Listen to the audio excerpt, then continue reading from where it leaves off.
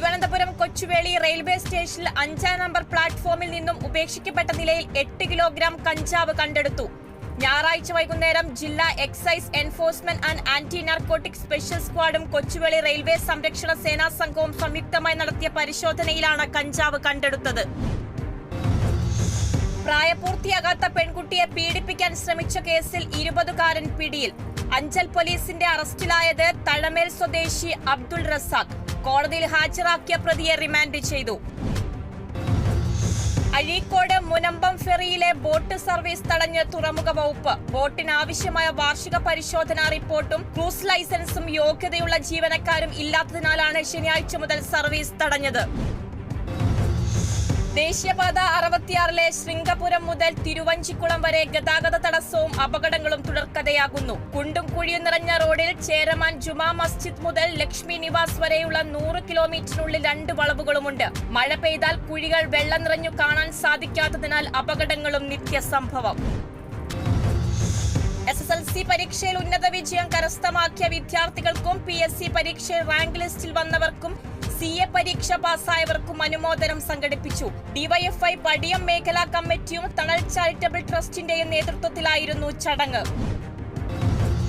തൃശൂർ കോൺഗ്രസ് സേവാദൾ ജില്ലാ കമ്മിറ്റിയുടെ ആഭിമുഖ്യത്തിൽ സേവാദൾ മുൻ ജില്ലാ ജനറൽ സെക്രട്ടറി ഉണ്ണികൃഷ്ണൻ ചാണാടി അനുസ്മരണ സമ്മേളനം നടത്തി. ജില്ലാ കോൺഗ്രസ് കമ്മിറ്റി ഓഫീസിൽ നടന്ന അനുസ്മരണം മുൻ DCC പ്രസിഡന്റ് ജോസ് വള്ളൂർ ഉദ്ഘാടനം ചെയ്തു. പാലക്കാട് യുവതി ജീവനൊടുക്കി. AIYF പാലക്കാട് ജില്ലാ കമ്മിറ്റി അംഗം ഷാഹിനയാണ് മരിച്ചത്. മണ്ണാർക്കാട് സ്വദേശിയാണ്. വാടക വീട്ടിൽ തൂങ്ങി മരിച്ച നിലയിലാണ് യുവതിയെ കണ്ടത്. അസ്വാഭാവിക മരണത്തിന് പോലീസ് കേസെടുത്തു.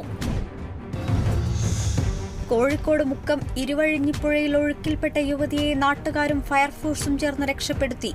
അഗസ്ത്യമൊഴി പാലത്തിലൂടെ യാത്ര ചെയ്ത ഓട്ടോ ഡ്രൈവറാണ് യുവതി ഒഴുക്കിൽപ്പെട്ടത് കണ്ടത്. യുവതി ചികിത്സയിൽ. തൃശൂർ മണലൂരിൽ ഭീതി പരത്തി മിന്നൽ ചുഴലി. കുന്നത്തുള്ളി അരവിന്ദാക്ഷന്റെ വീടിന് മുകളിലേക്ക് തെങ്ങൊടിഞ്ഞു വീണു. ആളപായമില്ല. തെങ്ങ് വാർഡ് മെമ്പർ അനിൽകുമാറിന്റെ നേതൃത്വത്തിൽ മുറിച്ചുമാറ്റി. ആലപ്പുഴ ചെങ്ങന്നൂർ കോട്ടുകുളഞ്ഞി ജോൺ മെമ്മോറിയൽ ഹൈസ്കൂളിൽ ചാന്ദ്രദിനാചരണം നടത്തി. ചന്ദ്രന്റെ പര്യവേഷണത്തിൽ ലോകം കൈവരിച്ച നേട്ടങ്ങളെപ്പറ്റിയും സുസ്ഥിര ചാന്ദ്ര പര്യവേഷണത്തെക്കുറിച്ചും കുട്ടികളിൽ അവബോധം വളർത്തുക എന്ന ലക്ഷ്യത്തോടെയാണ് പരിപാടി സംഘടിപ്പിച്ചത്. പനമ്പള്ളി നഗറിൽ ഫ്ളാറ്റിൽ നിന്ന് നവജാത ശിശുവിനെ താഴേക്കെറിഞ്ഞു കൊന്ന കേസിലെ പ്രതിയായ യുവതിക്ക് ജാമ്യം. അന്വേഷണവുമായി സഹകരിക്കണമെന്ന ഉപാധിയോടെയാണ് മാതാവിന് ഹൈക്കോടതി ജാമ്യം അനുവദിച്ചത്. അറസ്റ്റിലായ യുവതി മെയ് 4 മുതൽ റിമാൻഡിലായിരുന്നു. വവ്വാലുകളുടെ ആവാസ വ്യവസ്ഥ നശിപ്പിക്കാൻ ശ്രമിക്കരുതെന്ന് ആരോഗ്യമന്ത്രി. കേരളത്തിൽ വീണ്ടും നിപ സ്ഥിരീകരിച്ച സാഹചര്യത്തിലാണ് മന്ത്രിയുടെ വാക്കുകൾ. വവ്വാലുകളെ ഓടിച്ചുവിടരുതെന്നും ഇത് രോഗം വ്യാപിക്കാൻ കാരണമാകുമെന്നും മന്ത്രി. കോട്ടയം ജില്ലാ കളക്ടറായി ജോൺ വി സാമുവൽ ചുമതലയേറ്റു. ചുമതലയേറ്റത് അഡീഷണൽ ജില്ലാ മജിസ്ട്രേറ്റ് ബീന P ആനന്ദിൽ നിന്ന്. പിന്നോക്ക വികസന വകുപ്പ് ഡയറക്ടറായി പ്രവർത്തിച്ചു വരികവെയാണ് കോട്ടയം ജില്ലാ കളക്ടറായി നിയമിതനായത്. പ്രശസ്ത സംവിധായകൻ വിനയന്റെ സഹോദരി തുളസി അന്തരിച്ചു. 83 വയസ്സായിരുന്നു.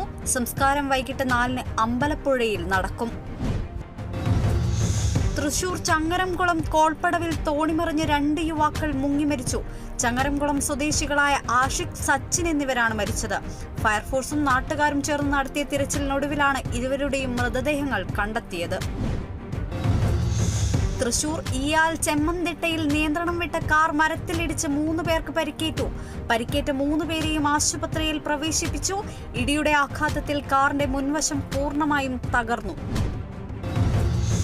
കശ്മീരിലെ രജൌരിയിൽ സൈനിക ക്യാമ്പിന് നേരെ ഭീകരാക്രമണം. ആക്രമണത്തിൽ ഒരു സൈനികന് പരിക്കേറ്റു. ഗ്രാമം മുഴുവൻ ആക്രമിക്കാനായിരുന്നു ഭീകരരുടെ പദ്ധതിയെന്ന് സൈന്യം. പ്രദേശത്ത് ഏറ്റുമുട്ടൽ തുടരുന്നു. ആലപ്പുഴ ജില്ലയിലെ കൊല്ലക്കടവ് ഗവൺമെന്റ് മുഹമ്മദൻ ഹൈസ്കൂളിൽ ലോക മാമ്പഴ ദിനം ആചരിച്ചു. സീഡ് ക്ലബ് അംഗങ്ങൾ പൊതുസ്ഥലത്ത് നാട്ടുമാവിൻ തൈകൾ നട്ടു. പരിപാടി സംഘടിപ്പിച്ചത് കുട്ടികളിൽ നാട്ടുമാവുകളെക്കുറിച്ചുള്ള അവബോധം സൃഷ്ടിക്കാനായി. ഗുജറാത്തിൽ ചന്ദിപ്പുര വൈറസ് ബാധ വ്യാപകം. ഞായറാഴ്ച 13 പേർക്ക് കൂടി രോഗം സ്ഥിരീകരിച്ചു. ഇതോടെ രോഗികളുടെ എണ്ണം 84 ഉയർന്നു. രോഗം കൂടുതലായി ബാധിക്കുന്നത് കുട്ടികളെ. 27 ജില്ലകളിലായാണ് രോഗം സ്ഥിരീകരിച്ചത്. രോഗം ബാധിച്ച് 32 പേർ മരിച്ചു.